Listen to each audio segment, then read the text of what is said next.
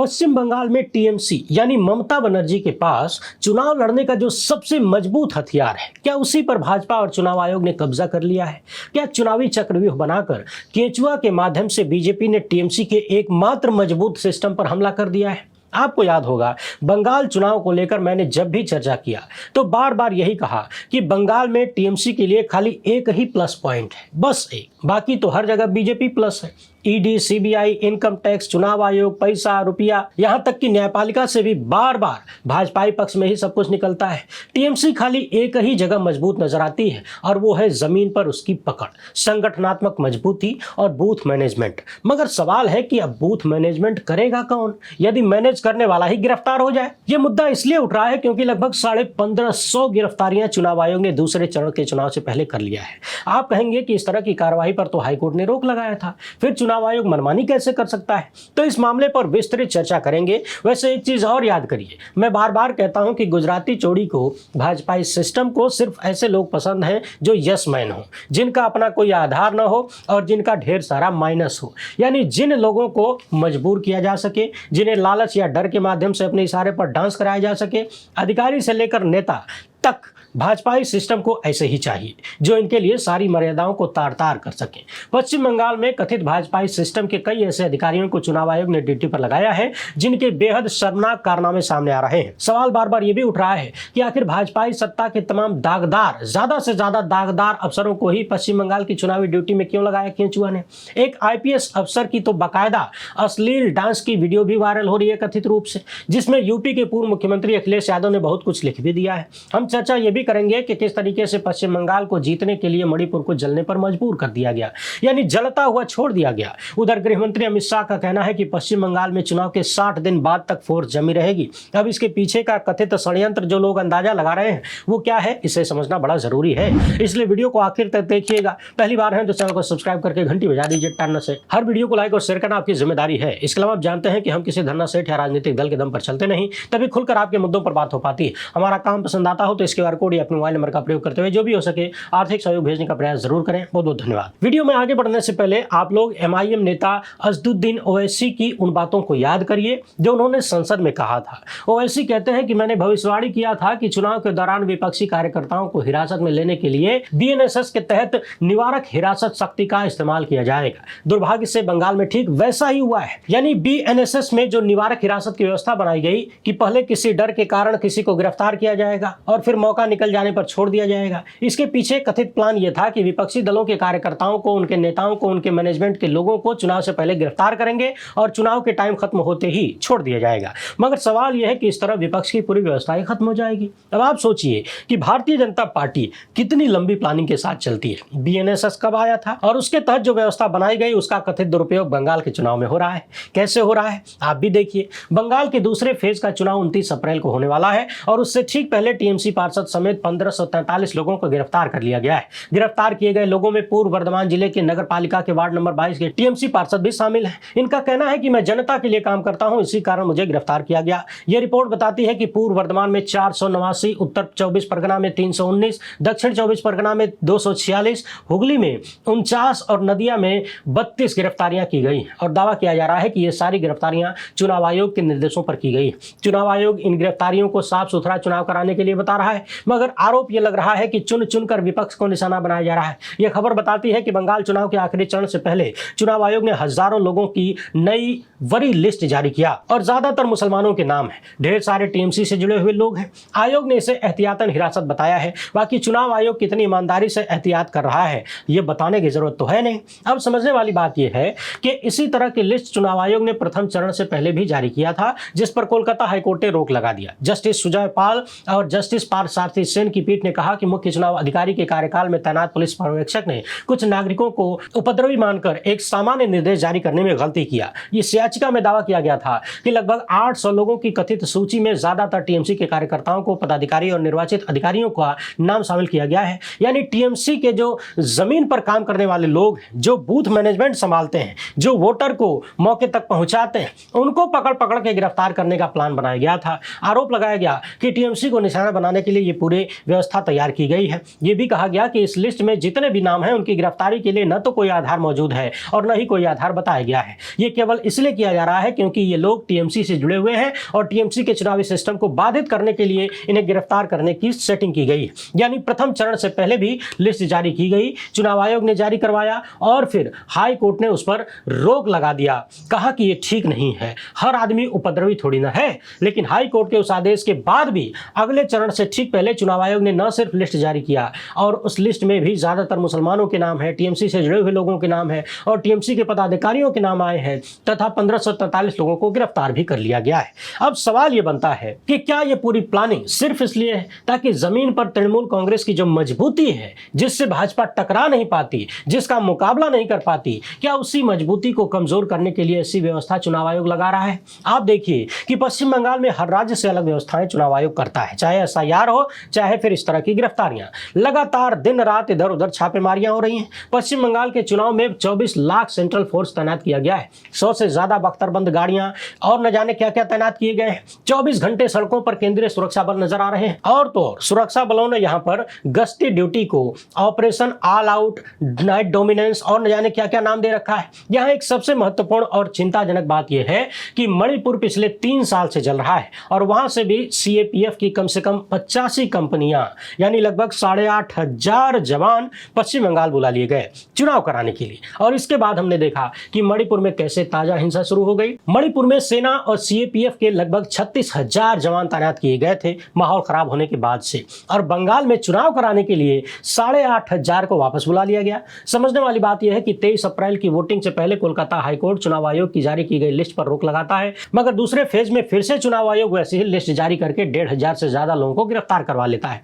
अब आप सोचिए कि व्यवस्था कैसे चल रही है और किसके लिए चल रही है। मणिपुर में 7 अप्रैल से 2 बच्चे समेत 11 हत्याएं हो चुकी हैं। माहौल तनावपूर्ण है, लेकिन केंद्रीय सरकार का पूरा फोकस बंगाल चुनाव पर है। मणिपुर का क्या होगा, वहां की जनता का क्या होगा, कितने जिएंगे, कितने मार दिए जाएंगे, इस बात की कोई चिंता नहीं है। किसी भी तरह से इनको खाली बंगाल जीत लेना है। और तो और इसी बीच केंद्रीय गृह मंत्री अमित शाह, जिन्हें मणिपुर के असफलता पर बहुत पहले इस्तीफा दे देना चाहिए था, वो बंगाल में जाकर कह रहे हैं कि चुनाव के बाद भी यहां पर केंद्रीय सुरक्षा बल 60 दिन तक तैनात रहेंगे।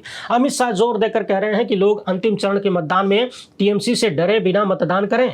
चुनाव के बाद भी 2 महीने तक फोर्स यहां रहेगी। सवाल है कि चुनाव के दौरान तो फोर्स लगाने हटाने का काम चुनाव आयोग करता है। आप कौन होते हैं उसे लेकर टिप्पणी करने वाले? हालांकि चुनाव आयोग के मुखिया ज्ञानेश कुमार तथा गृह मंत्री अमित शाह के बीच जो संबंध है, जो लंबे संबंध है, घनिष्ठता है, उसको लेकर बार बार सवाल उठते रहे। यूं ही थोड़ी ना सुप्रीम कोर्ट के आदेश को पलटते हुए ज्ञानेश कुमार को मुख्य चुनाव आयुक्त बना दिया गया। लेकिन ये जो 60 दिन फोर्स रोकने की बात हो रही है, इससे सवाल पैदा होता है कि क्या पश्चिम बंगाल में कुछ बहुत बड़ा करने की प्लानिंग है? क्या चुनाव परिणाम ऐसा आने वाला है जिसके बाद पश्चिम बंगाल की जनता विरोध कर सकती है, सड़कों पर आ सकती है? क्या उन चीजों को दबाने और रोकने के लिए महीनों तक केंद्रीय बलों को वहां रोकने की बात कही जा रही है? आखिर प्लान क्या है? क्योंकि चुनाव के दौरान भाजपाई सिस्टम और चुनाव आयोग पश्चिम बंगाल में जो कर रहे हैं वो तो बेहद चिंताजनक है। चुन चुनकर देश भर से ऐसे ऐसे आईपीएस अफसरों को बंगाल चुनाव में लगाया गया है, कहीं पर्यवेक्षक की जगह पर तो कहीं और, जो पहले से ही बेहद दागदार है, विवादित है। इन्हीं में से एक नाम है उत्तर प्रदेश के आईपीएस अफसर अजय पाल शर्मा का। इन्हें कुछ लोग एनकाउंटर स्पेशलिस्ट कहते हैं। आपको बता दें कि हाल ही में जब शंकराचार्य अवमुक्तेश्वरानंद का मामला चल रहा था तो बाकायदा शंकराचार्य ने भी कहा था कि इस अधिकारी ने उनके खिलाफ षड्यंत्र रचा है। मगर अजय पाल शर्मा और भी बहुत सारे विवादों से घिरे हैं। पश्चिम बंगाल में जाकर जिस तरह से ये लोगों को धमका रहे हैं, कथित रूप से विपक्ष के उम्मीदवार के परिवार वालों को भी धमकी दे रहे हैं, वो सब चौंकाने वाला है। इस बारे में टीएमसी ने प्रेस कॉन्फ्रेंस करके कहा कि अजय पाल शर्मा, जिन्हें डायमंड हार्बर के लिए पुलिस ऑब्जर्वर बनाया गया है चुनाव आयोग द्वारा, वो सीआरपीएफ फोर्सेज को लेकर आधी रात को लोगों के घरों में घुस जाते हैं, डायमंड हार्बर के लोगों को आतंकित कर रहे हैं, डरा रहे हैं और जांच के नाम पर महिलाओं के साथ गलत व्यवहार कर रहे हैं, वो भी साथ में सीआरपीएफ फोर्स को लेकर। लेकिन अजय पाल शर्मा का अपना चरित्र बहुत ही रंगीन है। ये 2 तरह के मामलों में जांच के दायरे में आ चुके हैं। जनवरी 2020 में अजय पाल शर्मा को रामपुर के एसपी पद से हटाकर उन्नाव भेज दिया गया था। इन पर कुछ अन्य अधिकारियों पर ट्रांसफर पोस्टिंग के लिए पैसे की लेनदेन यानी रिश्वत का आरोप लगा था। विजिलेंस जांच हुई, फिर एफआईआर भी दर्ज हुई इसी अजय पाल शर्मा के खिलाफ। इतना ही नहीं, एक निजी विवाद भी सामने आया। एक महिला ने खुद को अजय पाल शर्मा की पत्नी बताते हुए कहा कि मुझसे शादी करने के बाद ये व्यक्ति अन्य महिलाओं के साथ भी संबंध में है। यानी एक तो शादी में धोखाधड़ी, दूसरे इस व्यक्ति पर प्रताड़ना का भी आरोप लग चुका है। यानी भाजपा और केंचुआ के चहेते अजय पाल शर्मा रिश्वत लेने के मामले में भी लपेटे जा चुके हैं और इधर उधर हटाए जा चुके हैं। आगे बढ़ने से पहले मैं आपको गुजराती जोड़ी और भाजपा तथा केंचुआ की पसंद की तरफ ध्यानाकर्षण कराना चाहता चाहता हूँ। एक तरफ संजीव भट्ट जैसे ईमानदार अफसर भी हैं जिन्हें सालों से जेल में रखा गया क्योंकि वो ईमानदारी से अपनी ड्यूटी कर रहे थे। परिवार वाले याचिका लेकर यदि सुप्रीम कोर्ट चले जाएं तो राहत देने की बजाय उन पर पेनाल्टी ठोक दी जाती है। ये है अमृत इफेक्ट। और दूसरी तरफ अजय पाल शर्मा जैसे अफसर हैं जो रिश्वत के मामले में भी लपेटे जा चुके हैं, जिन पर महिला ने तरह तरह के आरोप भी लगाए हैं, यानी कथित रूप से मोरली भी करप्ट और फाइनेंशियली भी करप्ट होने का आरोप लग चुका है। खुद पुलिस की जांच में ही कई चीजें सामने आ चुकी हैं। ऐसे अफसर को हीरो बनाकर भारतीय जनता पार्टी की सरकारें और गोदी मीडिया पेश करता है। क्या आपको नहीं लगता कि इसके पीछे कारण वही है कि इस व्यवस्था को ऐसे लोग पसंद हैं जो मोरली और फाइनेंशियली करप्ट हों, क्योंकि ऐसे लोगों को अपने हिसाब से कंट्रोल करना, ऐसे लोगों से गैर कानूनी काम करवाना, नियमों के खिलाफ काम करवाना बहुत आसान होता है। इस तरह के लोग कुछ भी कर सकते हैं क्योंकि उन्हें खुद को भी तो बचाना है और बहुत सारी जरूरतें भी हैं।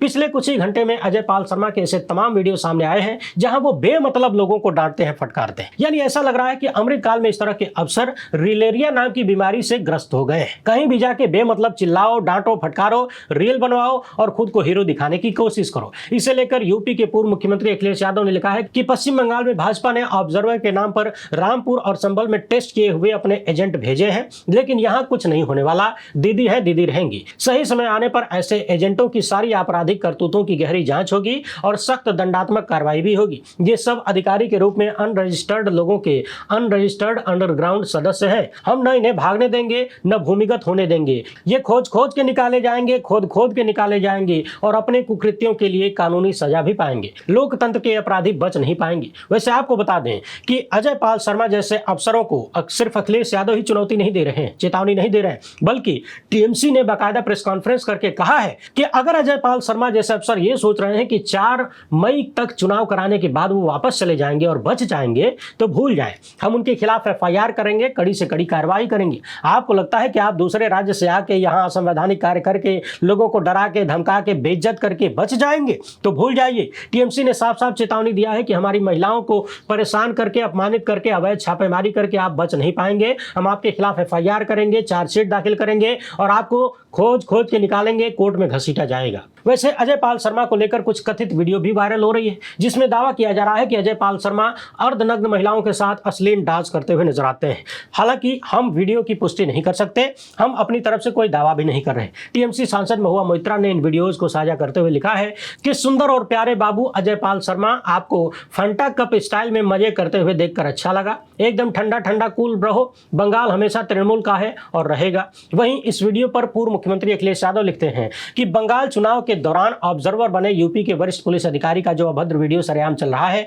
उससे उत्तर प्रदेश सरकार के शासन प्रशासन की छवि खराब हुई है। साथ ही साथ भाजपा सरकार के तथाकथित महिला सम्मान व नारी बंधन के दावों की भी पोल खुल गई। देश की महिलाओं के सामने भाजपा शासन प्रशासन में ऐसे व्यक्ति और अधिकारी अपवाद नहीं है। नारी को लगता है कि जिनके हाथ में महिला सुरक्षा की बागडोर है, अगर वो ऐसे हैं तो हमारी सुरक्षा कैसे होगी। आज भाजपा से जुड़ी हुई हर नारी शर्मिंदा है क्योंकि बहन बेटियां तो उनके घरों में भी हैं। अखिलेश यादव लिखते हैं कि अब देखते हैं इस अफसर का निलंबन और बर्खास्तगी की कितनी जल्दी होती है। इसका सीधा संबंध मुख्यमंत्री योगी आदित्यनाथ की छवि से जुड़ा हुआ है। जीरो टॉलरेंस सिर्फ अपराधियों के खिलाफ ही नहीं बल्कि ऐसे अधिकारियों के खिलाफ भी होनी चाहिए। टीएमसी सांसद महुआ मोइत्रा ने उड़ीसा कैडर के एक पुलिस पर्यवेक्षक नादिया गंगाधर पर भी सवाल उठाया है और कहा है कि साल 2011 में इस अफसर पर पत्नी पर हमला करने के आरोप में अनुशासनात्मक कार्यवाही हुई थी और मुख्यालय में अटैच किया गया था। वाकई ये घटिया हरकत है और चुनाव आयोग ने ऐसे अफसरों को चुन चुन के लाया है। उधर अजय पाल शर्मा को लेकर पत्रकार सिद्धांत मोहन लिखते हैं कि जून 2019 की बात है। यूपी के रामपुर में एक घटना सामने आई थी।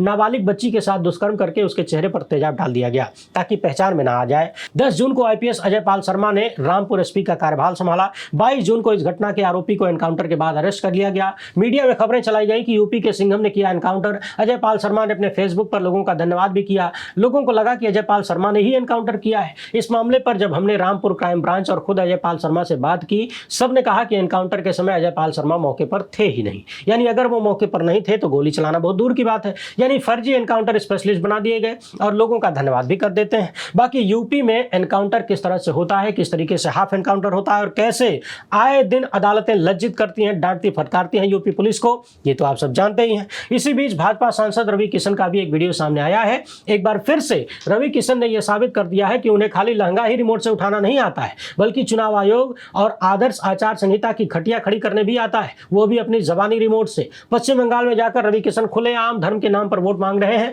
और ज्ञानेश कुमार कान में कड़वा तेल डालकर सो गए। बाकी आप लोग भी ज्यादा टेंशन मत लीजिए, जब तक पूरी व्यवस्था बर्बाद न हो जाए, हर तरफ अराजकता न हो जाए, लोकतंत्र की ऐसी तैसी न हो जाए, खटिया न खड़ी हो जाए, तब तक बर्दाश्त करते रहिए। यही तो आपकी आदत है। वीडियो पसंद आई हो तो ज्यादा से ज्यादा लोगों तक पहुंचाएं। पहली बार है तो चैनल को सब्सक्राइब कर लीजिए। हमसे जुड़ने के लिए बहुत बहुत धन्यवाद। जय हिंद।